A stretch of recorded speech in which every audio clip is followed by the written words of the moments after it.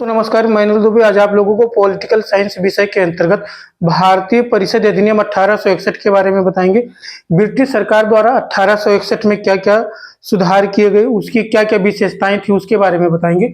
तो 1861 भारतीय परिषद कानून के द्वारा इसके द्वारा कानून बनाने की प्रक्रिया में भारतीयों को शामिल करने के लिए शुरुआत किया गया। यानी अभी तक जो अंग्रेज द्वारा भारत के लिए विधि बनाई जा रही थी उसमें कोई भारतीय शामिल नहीं होता था।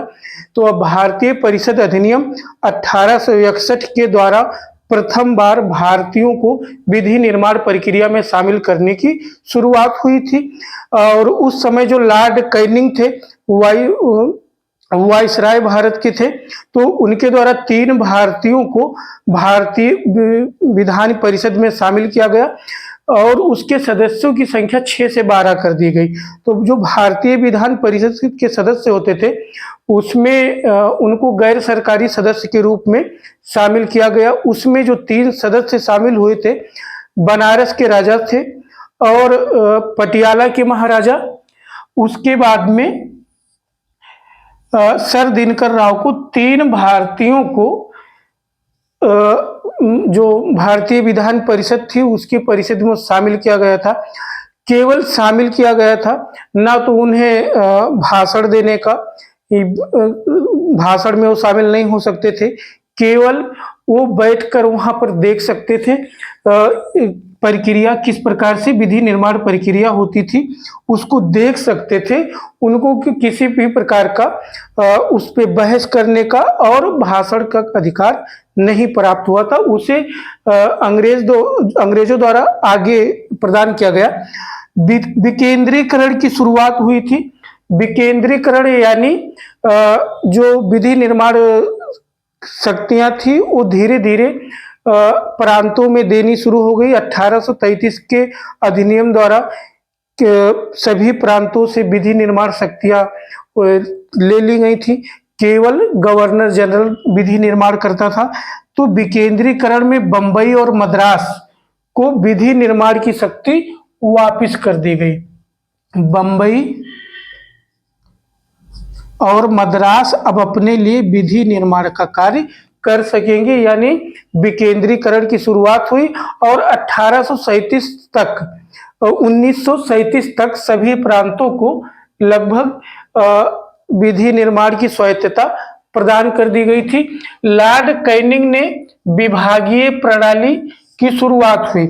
यदि आपसे एग्जाम में पूछा जाता है कि मंत्रिमंडलीय प्रणाली, जो सब अलग अलग विभाग के मंत्री होते हैं, अलग अलग विभाग दिया जाता है, ये कब शुरुआत हुई थी, तो 1861 के भारतीय परिषद अधिनियम के द्वारा विभागीय प्रणाली भी बोला जाता है, मंत्रिमंडलीय प्रणाली भी बोला जाता है। कैनिंग के द्वारा, लॉर्ड कैनिंग के द्वारा 1861 में विभागीय प्रणाली यानी मंत्रिमंडलीय प्रणाली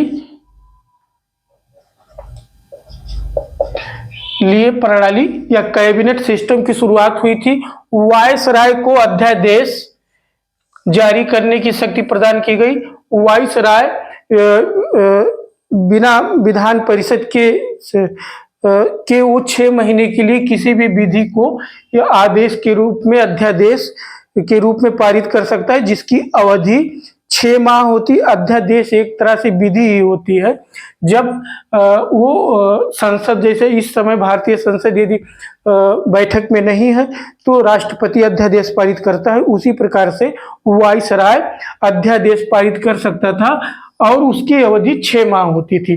तो जो 1861 का भारतीय परिषद अधिनियम था उसमें विकेंद्रीकरण की शुरुआत हुई, यानी धीरे धीरे प्रांतों को विधि निर्माण की शक्ति वापस दी गई।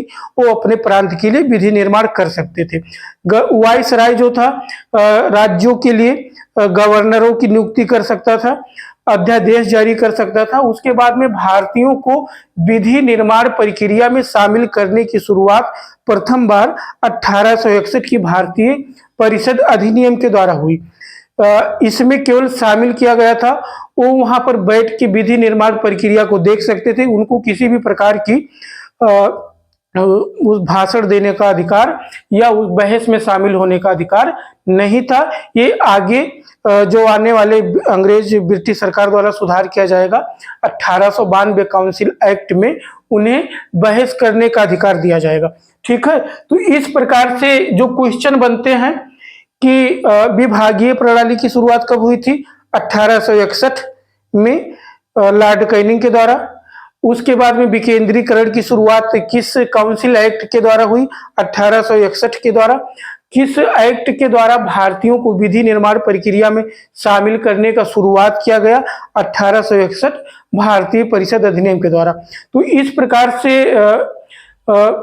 जो 1833 में पूरा केंद्रीकृत ब्रिटिश सरकार थी, वो धीरे धीरे 1858 के स्वतंत्रता संग्राम के बाद ब्रिटिश सरकार धीरे धीरे भारतीयों को भी शासन व्यवस्था में शामिल करने के लिए, विधि निर्माण प्रक्रिया में शामिल करने की शुरुआत करने लगी। तो 1861 में जो भारतीय परिषद अधिनियम आया था, उसमें भारतीयों को भी विधि निर्माण प्रक्रिया में धीरे धीरे शामिल करने की शुरुआत हो चुकी है। इससे भारतीयों को भी धीरे धीरे उन्हें शासन में भाग लेने का, शामिल होने का, विधि निर्माण प्रक्रिया और उसमें शामिल किया गया।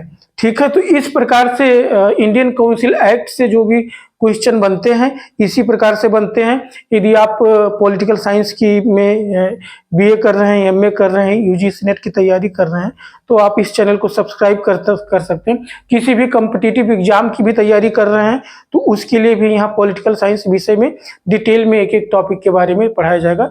नमस्कार, धन्यवाद।